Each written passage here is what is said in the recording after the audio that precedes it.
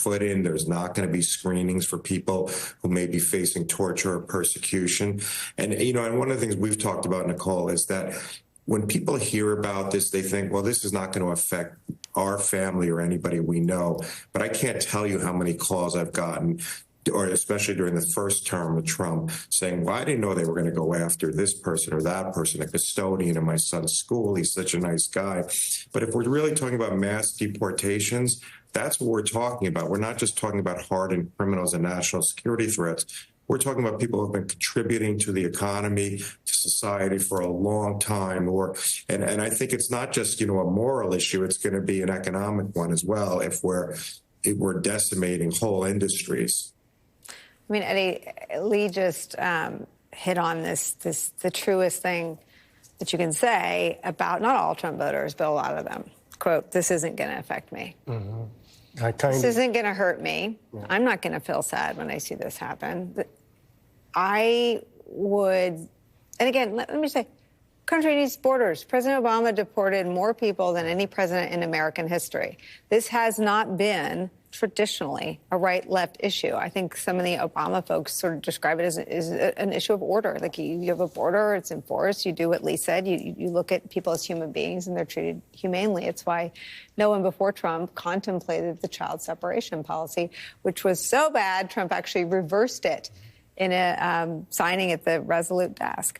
But the idea that this is who we are is another thing to rumble with. Yeah, selfish indifference borders, in certain contexts, borders on a complicity with evil. A selfish indifference in certain contexts borders complicity with evil. But I was sitting here thinking, and Mark Twain's, something that's attributed to Mark Twain came to mind, that, history doesn't repeat itself, but it damn sure rhymes. And I don't want us to move past his talk about birthright citizenship and the border, because the stuff around birthright citizenship shows us that the issue is not really the border. Right.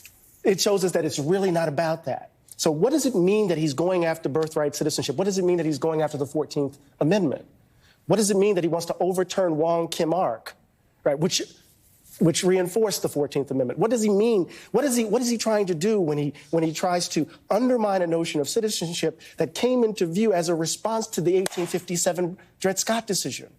What is he trying to do when in 1790 the first Naturalization Act held that for white children birthright citizenship was good? It was explicit.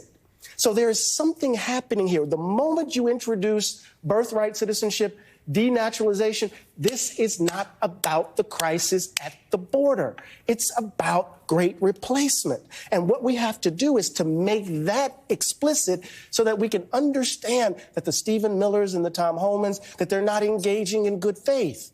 So some of us who want secure borders, we can see the reason and rationale of the argument, but underneath it is something more insidious. Why on earth would he want to overturn the 14th Amendment? Well, we know ever since the 14th Amendment has been ratified, there have been forces to overturn it. He's just the latest instance in it. And we make a mistake when these conversations cul-de-sac into, well, he doesn't know all that. It doesn't matter. It doesn't matter.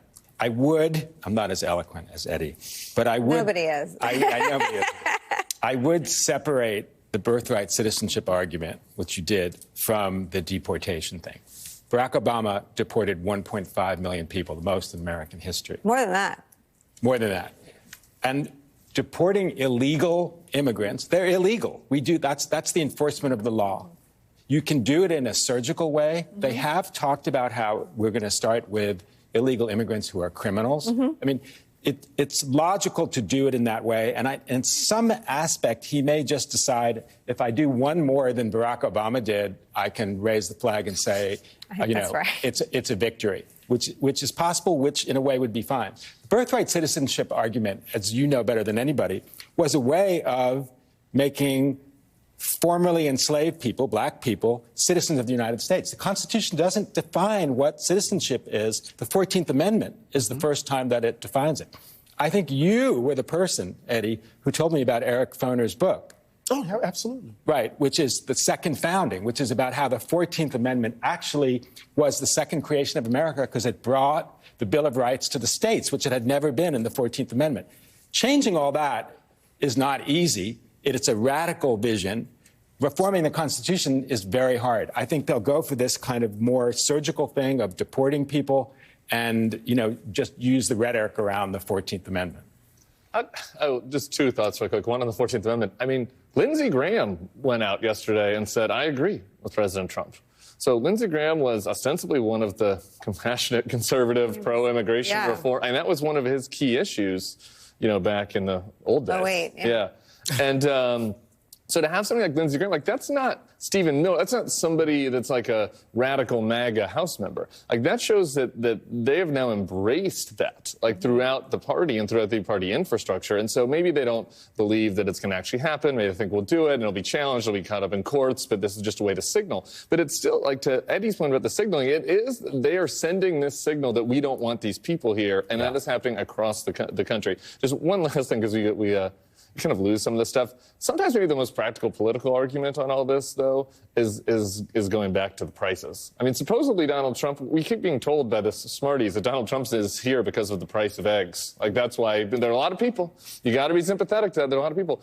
And the whole interview with Kristen, his whole agenda is it's tariffs, it's massive tax cuts for the wealthy, and it's deportations. And you can like any of those on the merits, but they're all inflationary. Correct. The only thing that they're even proposing that's not inflationary is Doge. And so whatever, we can have a separate conversation about whether that's even real. We don't know whether that would be or not. Yeah. I can't say it yet. But we don't have an economic analysis of cutting 75% of the federal workforce. Good that point. too could be inflationary. I mean, I think the other thing is the ruse about the price of eggs is just that. I mean, 69% of all American voters knew on election day that tariffs made things more expensive. Yeah. So I have banned talk of the price of eggs.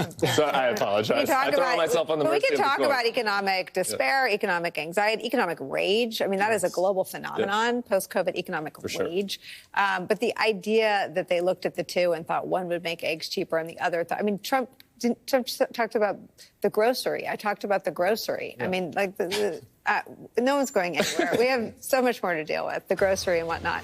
We'll also turn back to Trump's specific plans for mass deportations, including potentially of American